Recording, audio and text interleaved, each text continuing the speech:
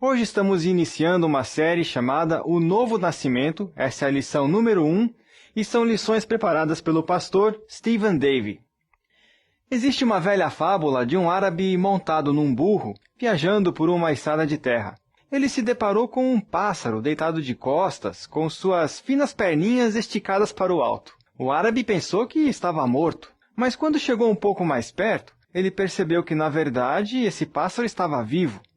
Então ele desceu do burro, se aproximou do pássaro e disse: "O que você está fazendo aí, deitado no meio da estrada com as pernas esticadas para o alto?" O passarinho disse: "Você não ouviu dizer que o céu vai cair?" O árabe riu e disse: "Você acha que se esse boato fosse verdade e o céu caísse mesmo, suas pernas iriam conseguir segurar o céu?" O pardal ficou pensativo e finalmente respondeu ao árabe: "Bom, a gente faz o melhor que pode, né?" Se fosse humanamente possível usar os pés para evitar que o céu caia, Nicodemos seria esse homem. Eu gostaria que você pegasse a sua Bíblia e abrisse comigo no Evangelho de João, capítulo 3, versículo 1. Abra lá, João, capítulo 3, versículo 1. João vai começar a falar sobre o encontro deste grande homem com Jesus. Mas antes ele o apresenta, mostrando-nos várias de suas qualidades. Veja o versículo 1. Havia entre os fariseus um homem chamado Nicodemos, príncipe dos judeus. Vamos entender melhor. Antes de tudo, João nos diz que Nicodemos tinha uma paixão por religião. Isso quer dizer que ele era um fariseu. Em muitos aspectos, os fariseus eram as piores pessoas do mundo. Eles eram considerados implacáveis e legalistas, mas, em outro sentido, os fariseus eram as melhores pessoas de todo o mundo. Eles tinham uma paixão em obedecer a tudo que consideravam como mandamento de Deus. Eles dedicavam suas vidas para cumprir minuciosamente cada detalhe das leis, quer isso fosse uma grande inconveniência ou não. É interessante que nunca houve mais do que uns 6.000 fariseus vivendo na mesma época. Eles eram conhecidos como os Haburá, ou seja, a fraternidade, e se juntavam à fraternidade colocando-se em frente a 3 outros fariseus como testemunhas e declarando que eles dedicariam suas vidas para manter toda a lei dos escribas. É aí que estava o problema, visto que os escribas, ao longo dos anos, se dedicaram extensamente a estudar e a discutir a lei. Eles acabaram por adicionar à Torá, que é a lei, o Talmud, que é o registro das suas discussões, e o Misrá, um compêndio das leis orais. Havia milhares de regras para todos os aspectos de cada lei, tudo escrito, e os fariseus tinham dedicado suas vidas em obedecer a estas regras. E assim, embora tenham sido sinceros, eles estavam sinceramente errados. Deixe-me dar um exemplo. Provavelmente o mais conhecido seria a regulamentação sobre o sábado, a lei do sábado. A Bíblia claramente diz que o israelita não deveria trabalhar no sábado, e sim descansar. Não devia carregar qualquer carga, qualquer que seja. Mas sempre surgem dúvidas, e é preciso definir algumas coisas. É preciso definir trabalho. O que quer dizer trabalho? Foi o que fizeram, e assim trabalho ficou definido como erguer uma colher com peso superior ao de um figo seco. Mais do que isso seria carregar uma carga? Ou então, carregar mais do que um gole de leite, ou mais do que o necessário para umedecer um olho, era considerado carga. Eram os escribas e os fariseus que estavam envolvidos na discussão sobre se era permitido a uma mulher usar um broche no sábado, ou se uma mãe poderia erguer o seu filho, ou se um homem poderia usar uma perna de pau no sábado. Isso poderia ser considerado peso ou carga? A Bíblia disse para não trabalhar no sábado, o que parece claro o suficiente, mas realmente o que é trabalho? Bem, eles tiveram que definir o que é trabalho, e assim o definiram como vimos. Um outro exemplo do que ficou decidido como sendo trabalho naquele cenário agrário era dar um nó usando as 2 mãos. Se você conseguisse fazer um nó com uma só mão, não tinha problema. Mas se usasse as duas mãos, então aí era considerado trabalho. Além do mais, disseram, e agora estou citando, seguem os nós que, ao fazê-los, tornam um homem culpado. O nó de condutores de camelos e o nó de marinheiros. E assim alguém se torna culpado tanto por fazer um nó destes, como também por desamarrar um destes nós. Além disso, uma mulher pode amarrar os fios de sua touca e os de seu cinto. Agora, suponha que nesse dia um homem quisesse baixar um balde em um poço, mas a corda não está presa ao balde. Ele não pode amarrar a corda ao balde, porque isto teria sido ilegal. Mas ele poderia pegar uma das cintas reserva de sua esposa, amarrá-la ao balde, amarrar uma corda à cinta e assim baixar o balde para dentro do poço. Porque amarrar qualquer coisa a um cinto era permitido, graças a Deus. Por um lado, isso era realmente ridículo. Mas, por outro lado, que dedicação incrível era necessária para manter todos esses regulamentos inconvenientes, já que acreditavam que isso agradaria a Deus no dia de sábado. Eles foram a um extremo, mas eu estive pensando enquanto preparava essa lição que nós fomos para o outro extremo. Quanta dedicação e paixão temos quando queremos agradar a Deus? Bom, a primeira coisa a notar é que este homem era incrivelmente apaixonado quanto à religião. A segunda coisa que sabemos sobre Nicodemos é que ele era rico. Isso é, ele veio da classe alta. Ele tinha uma grande importância na sociedade. Só para ter uma ideia, Nicodemos trouxe um grande peso de mirra e aloés para o túmulo de Jesus, 32,5 kg. Apenas um homem rico poderia pagar por isso. A tradição rabínica diz que Nicodemos e sua família eram uma das 3 mais ricas famílias em Jerusalém na época de Cristo. O próprio nome Nicodemos já nos dá uma pista, visto que é um nome grego. Muitas famílias judaicas, que eram ricas o suficiente, contratavam professores gregos para ensinar a seus filhos, expondo-os então à cultura grega. Muitas dessas famílias da classe superior acabavam dando a seus filhos 2 nomes, um nome hebraico e um grego. Por isso, esse homem, de uma família influente, tinha também um nome grego. Um comentarista sugeriu que Nicodemos era o Eisenhower ou o Rockefeller da sua época. Olhe para a última parte do versículo 1, que diz também que Nicodemos era um príncipe dos judeus. A palavra grega é achon, que literalmente significa que Nicodemos era um membro do Sinédrio. O Sinédrio era constituído por 71 líderes religiosos. Estes eram os que faziam as coisas acontecerem no mundo dos israelenses. Eles é que tinham a palavra.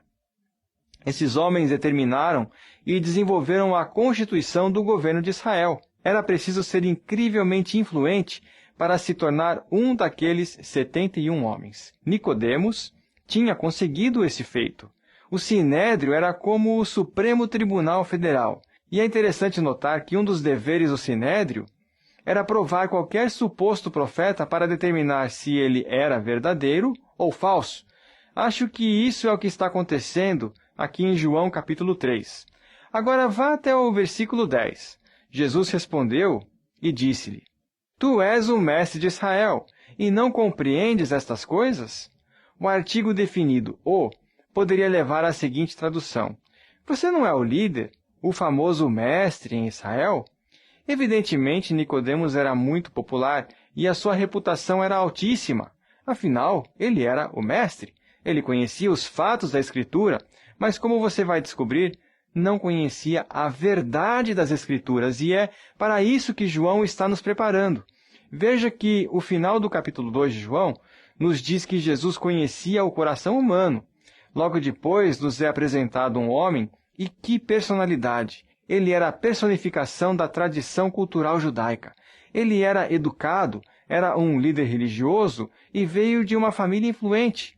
Se havia um candidato para o reino, então essa pessoa era Nicodemos. Se alguém pudesse ser condecorado com o título "O homem com mais chance de ir ao céu", essa pessoa teria sido Nicodemos. Mas ele não era nascido de novo. Ele estava perdido.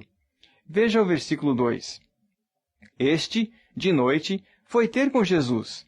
Não podemos dizer com certeza que isso significa que ele estava com medo.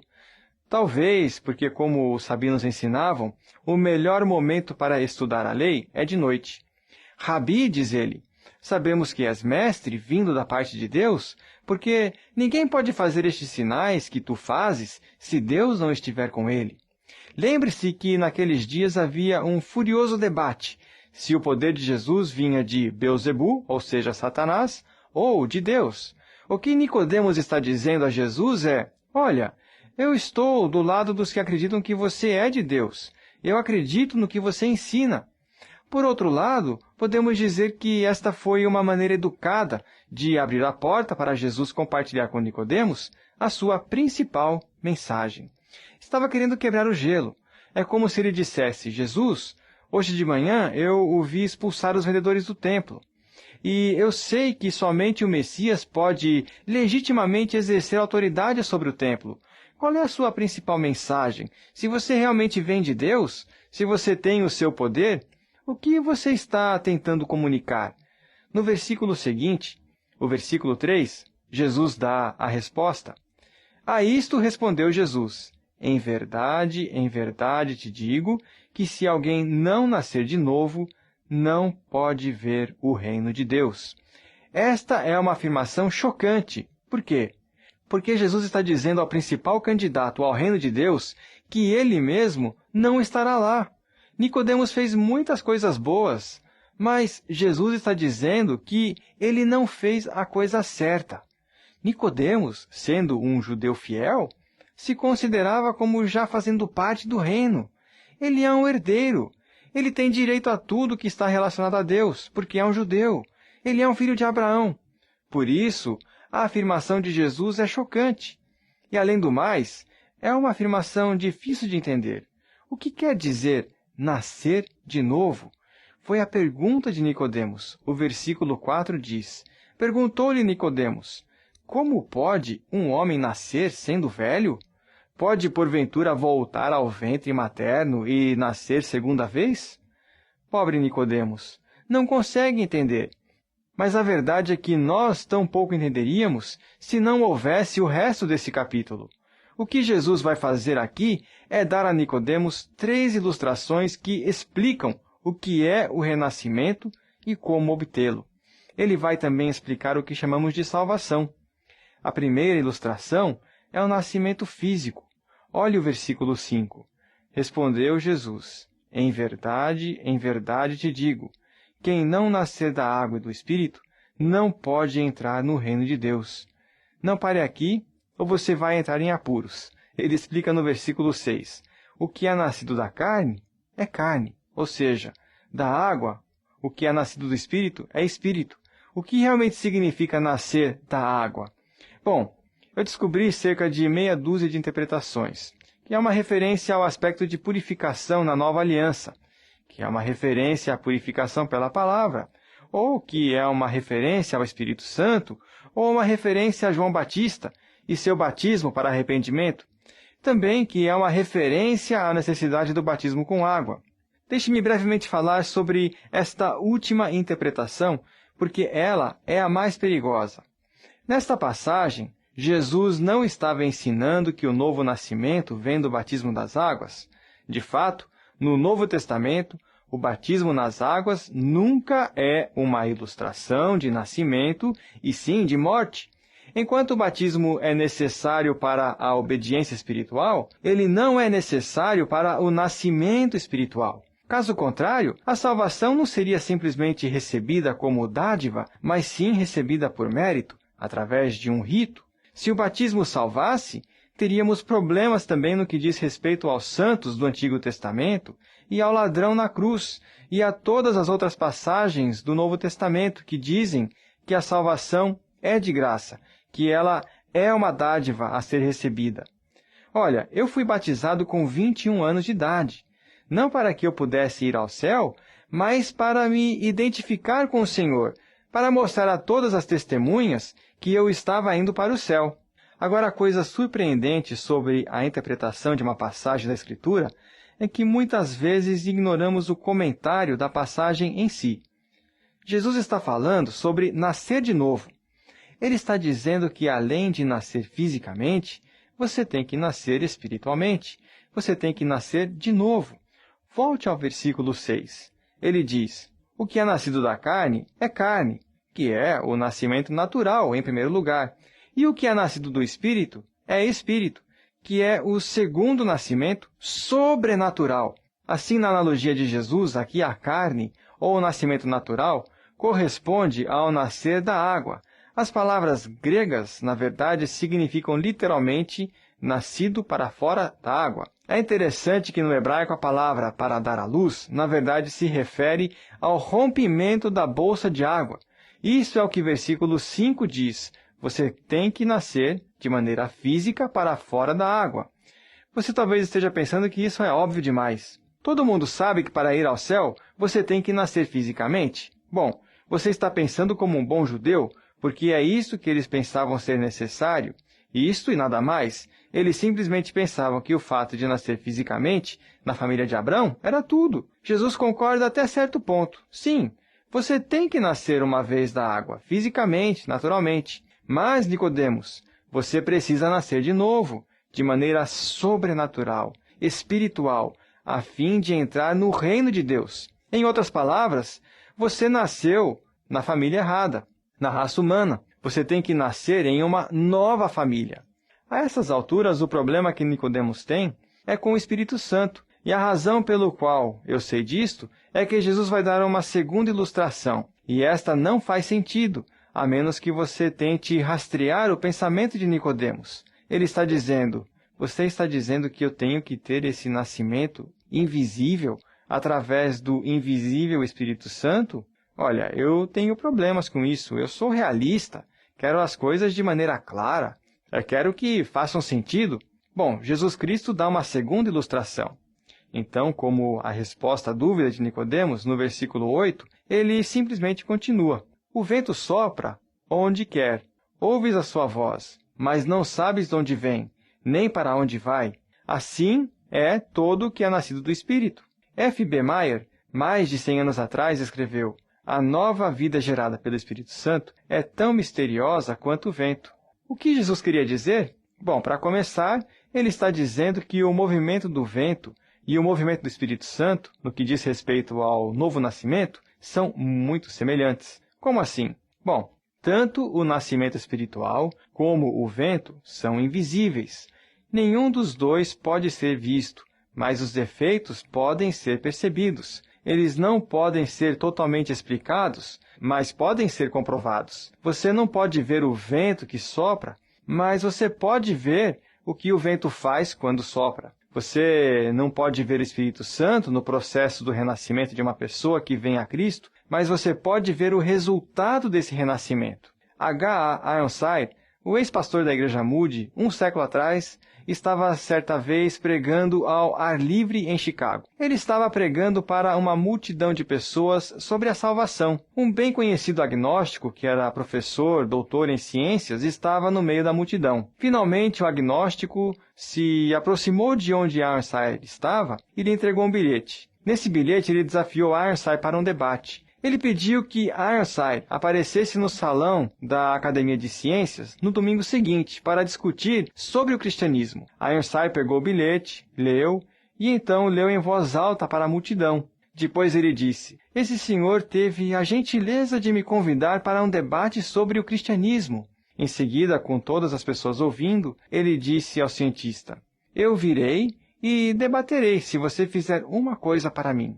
Se você trouxer uma pessoa que viveu em derrota na vida, sem propósito ou objetivo, vinculado ou amarrado a hábitos pecaminosos, perdido em seu próprio raciocínio e que tenha ouvido você falar sobre as suas dúvidas acerca de Deus e de sua palavra. Um homem ou uma mulher que, ao ouvi-lo, tenha dito, eu acredito no que você está dizendo, e eu vou adotar essa filosofia e viver de acordo com ela. Uma pessoa que, ao fazer isso, encontra alegria, libertação do pecado e esperança. Se você trouxer uma pessoa assim, eu participo do debate. Mas eu já lhe digo que eu vou levar comigo uma centena de pessoas que encontraram tudo isso depois de seguir a Cristo. O argumento irrefutável do cristianismo é o que é.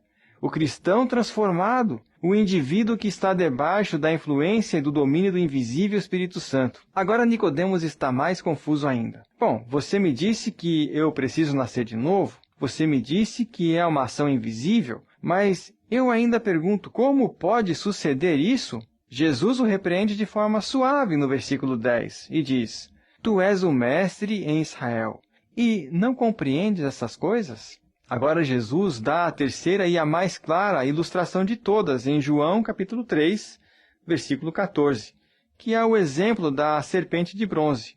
Do modo porque Moisés levantou a serpente no deserto, assim importa que o Filho do Homem seja levantado, para que todo o que nele crê tenha a vida eterna.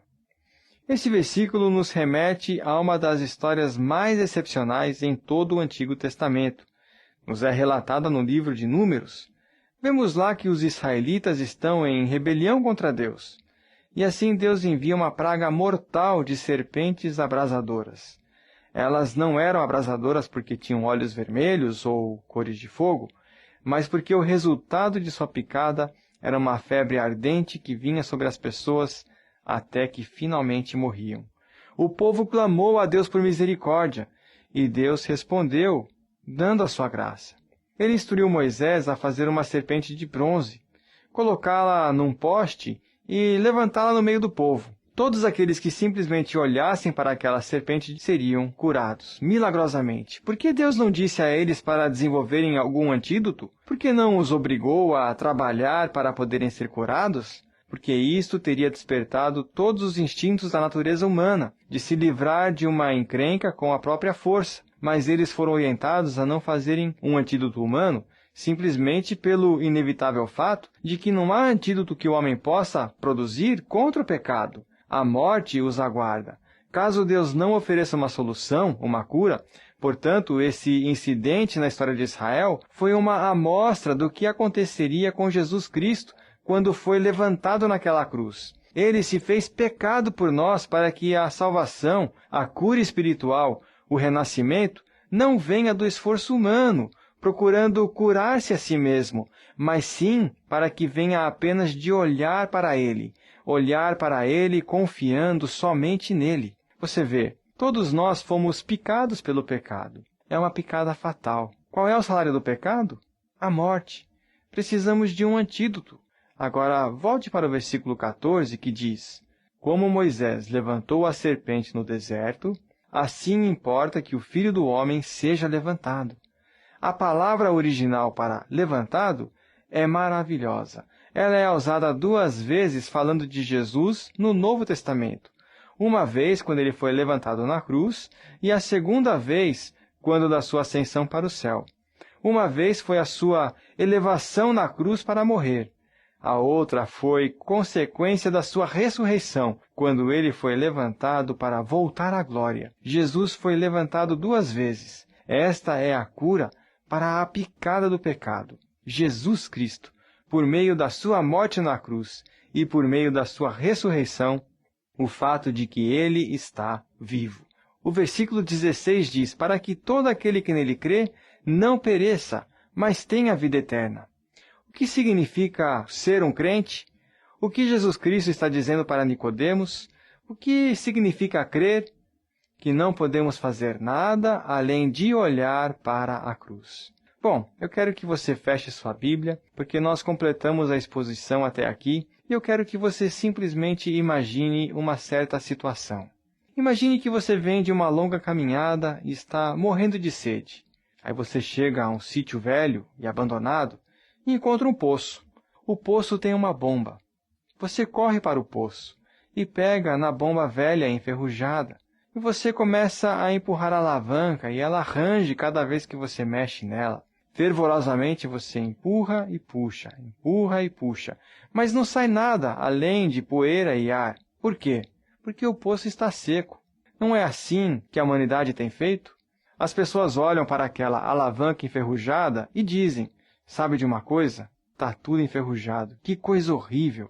Acho que vou raspar a ferrugem, dar uma pintada e deixá-la novinha. E assim eles pintam a bomba com uma cor bem bonita, aí eles dizem, não, isso não é bom o suficiente. Vamos tirar essa alavanca velha e colocar uma nova de bronze. Ah, ela chega a brilhar com o reflexo do sol, mostrando sua dignidade e classe.